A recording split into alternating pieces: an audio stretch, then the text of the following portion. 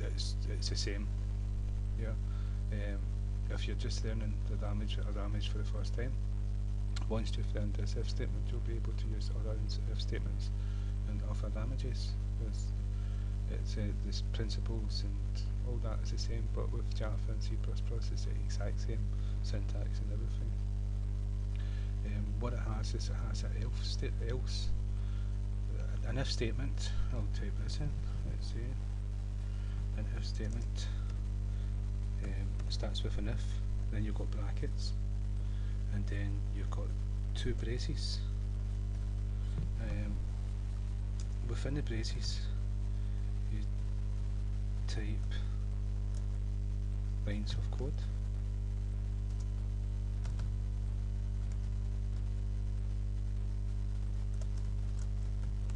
Now this can be whole sheets of code.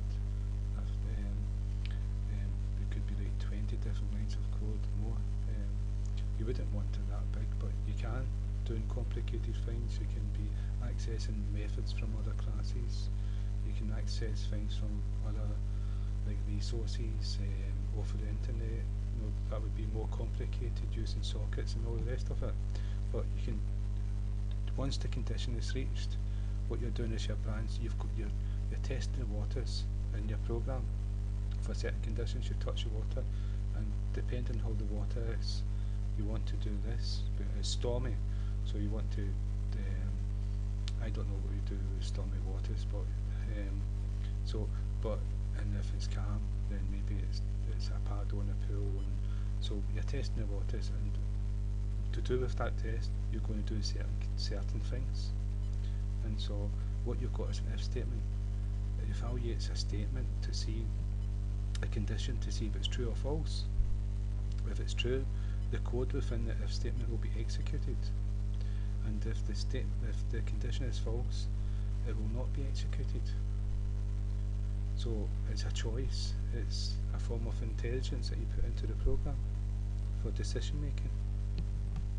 And if it's false, it doesn't, but we've got a statement called else that comes after the if. Now, if we put an else statement in, then we've got the keyword else, and then we've got two braces again.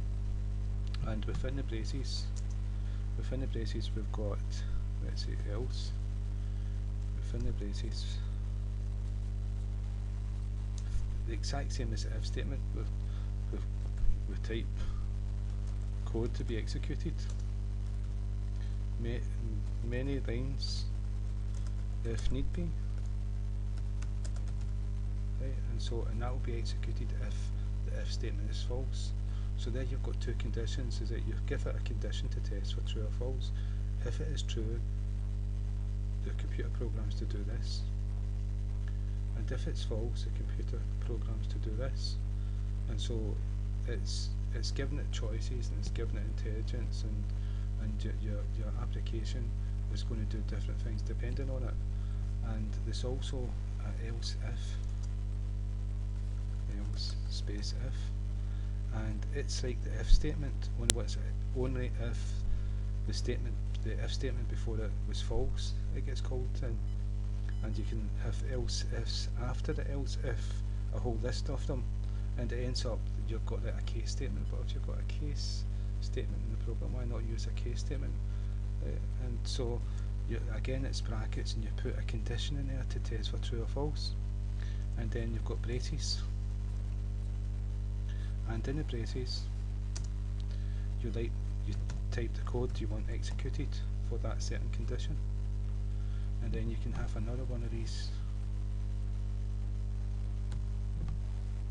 You can have another one, you have many, and you'll test all different conditions. If it's true, it's going to get executed, and if that one's not true, you give it another condition. If that's true, it's going to be executed, and if none of them are true, then the else state, that means that they're all false, and the false is passed on to else, and else is going to execute its code no matter what.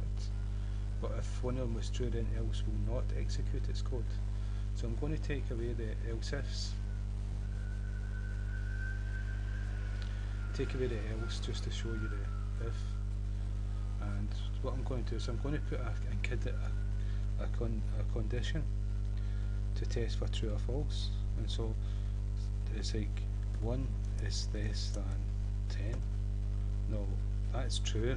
So the code inside here is going to be executed.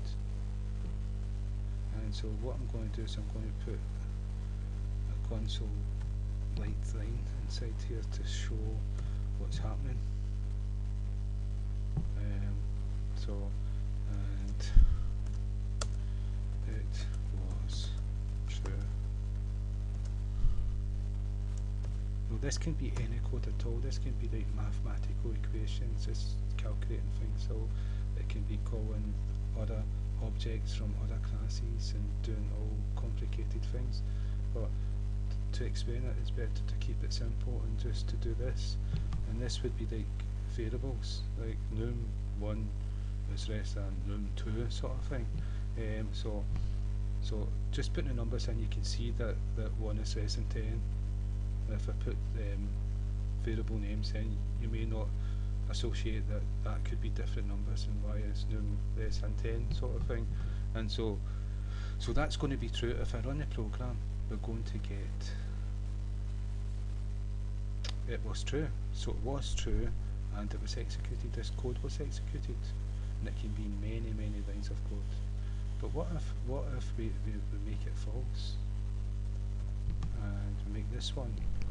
And so now we're saying 10 is less than 1. Now that's not true. We know that's not true. That's false. So if we run a program, what's going to happen? Okay, nothing happened. It printed out, I'm sorry, Mr.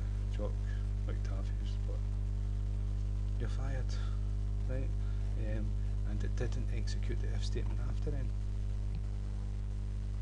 Okay, and so false. So this is where we've got the else statement. We don't have a condition with else. It will execute this code if the if statement was false, or the else if before it was false.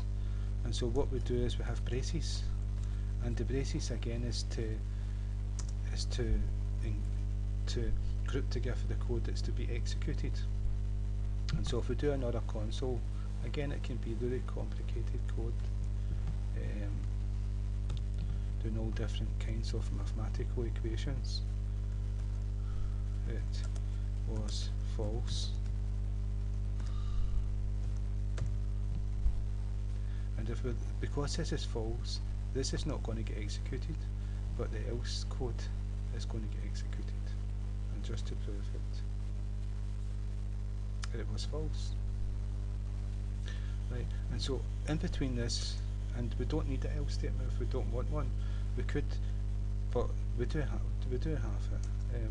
What we can do is we can do else if, and there's a space between them, and then it's like an if statement, so we need a condition to test for. Then we need braces. And in the condition, we don't want it to be the same as this, because then what's the point of having, we know it's false, and we're not going to test to see if we can run code if we're already testing it was false. We know it's not going to run, so we're going to say, right, is 10